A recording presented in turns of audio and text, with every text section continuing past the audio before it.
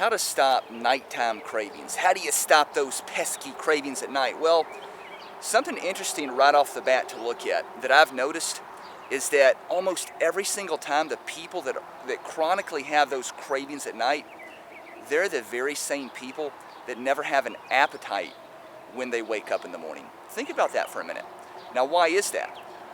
Well, let's kind of dissect that for a minute. So the people that got to understand, first of all, where cravings come from. And cravings come from three areas. So cravings come from deficiencies in micronutrients, which are vitamins and minerals. Cravings can come from deficiencies in macronutrients, which are protein, carbs, or fats. And cravings could come from a surplus or a deficiency in emotions, okay?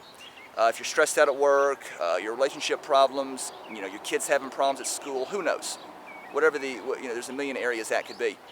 So that's where cravings can come from. But let's focus on the deficiencies in micronutrients and macronutrients. That's going to be the focus of this video. So let me jump back to the point I just made, that it seems so often the people that always have cravings at night, they're the same ones that never have an appetite in the morning. They can't eat when they wake up. So let's examine that for a minute, okay? Now that we know where cravings come from, it becomes very obvious that that the people that can't eat when they wake up in the morning, they have a slow metabolism. And well, hold on a minute here. Well, how do you know? Why is that? How do you know that? Well, your appetite is regulated by your metabolism. That's what regulates your appetite. People with a fast metabolism, they have a strong appetite, a healthy appetite all day. Okay. People with a slow metabolism, they don't eat very often. Now, could you be obese and have a slow metabolism? Well, absolutely. Okay. We'll get into more of that later in a different video. But sticking to this topic, if you wake up first thing in the morning and you don't really have much of an appetite, you're probably not going to eat. Okay. Usually a lot of folks that don't have an appetite when they wake up, they'll have a cup of coffee with some cream sugar, or maybe no cream and sugar. But the point is that they're going to have some type of stimulant, and coffee is certainly a stimulant. It might be an energy drink, might be a fat loss pill, or maybe it's decaf coffee. But let's stick with that. They're going to have that, but they're not going to eat food. Now, if it is a stimulant, if you have some type of caffeine source in the morning, that stimulant, here's what that's going to do. That's going to trick your brain into thinking your brain got a fuel source. Well, hold on a minute here. The coffee is a fuel source, right? No, coffee is not a fuel source. It's a stimulant, okay? Let me reword that. Caffeine is not a fuel source. It's a stimulant, okay? So what happens is you end up having that, and you don't end up eating again until noon, or maybe 11 a.m., or whatever the time it is. And you don't even end up really getting any sufficient number of quality calories in your body until midday or even in the afternoon. So what ends up happening is when later in the day rolls around, 5 p.m., 6 p.m., 9 p.m. at night, your body is still searching for, it's still trying to meet its calorie needs, its caloric needs, its caloric balance for the day. Well, yeah, but I wasn't hungry when I woke up. That's the whole point. Your body's still trying to make up for all the food it missed earlier in the day. And when you try to backloading your calories for the day is just never an effective way to eat. It's just not effective. It can often lead to overeating, binge eating, and cravings, which is what this video is all about. So, how do we beat that? How do we stop that? Well, the very first thing you want to do is you want to front load more of your calories earlier in the day. And what that's going to do is that's going to give you a more balanced, stable blood sugar. Okay, you want balanced blood sugar. If the deficit is too low, eventually you're not going to be able to resist those cravings and that severe hunger. And let me make a quick point, your hunger is regulated by your blood sugar levels.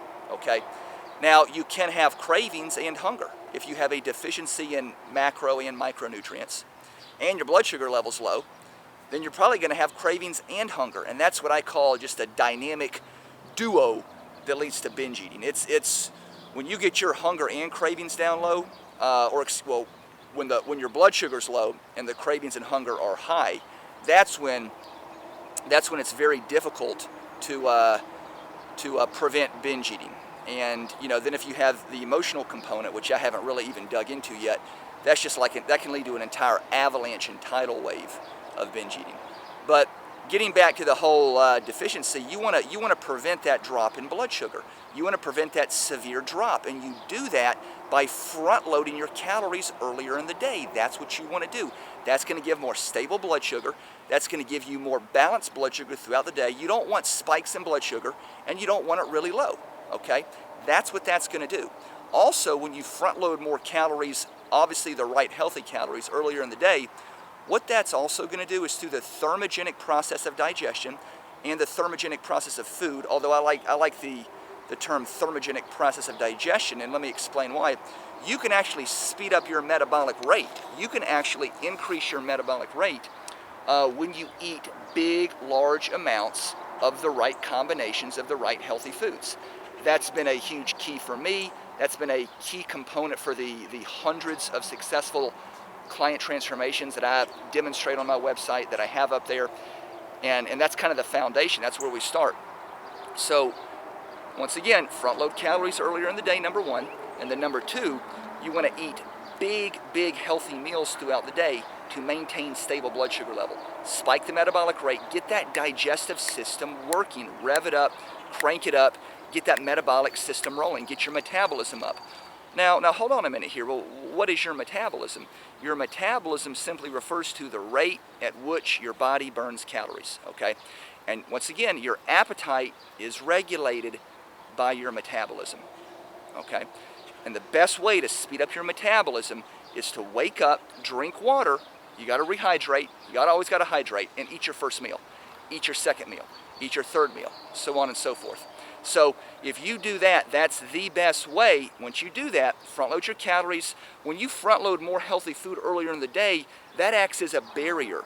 That sets up a hedge around your body, around your hunger, around your cravings, around that sets up a hedge around your metabolism as a safety net or a hedge to guard you against cravings at night. I hope that made sense. Guys, you've been great. Thanks for tuning in. Click on the link below. Follow me. Let's get better and speed up that metabolism and crush cravings at night. We're out of here.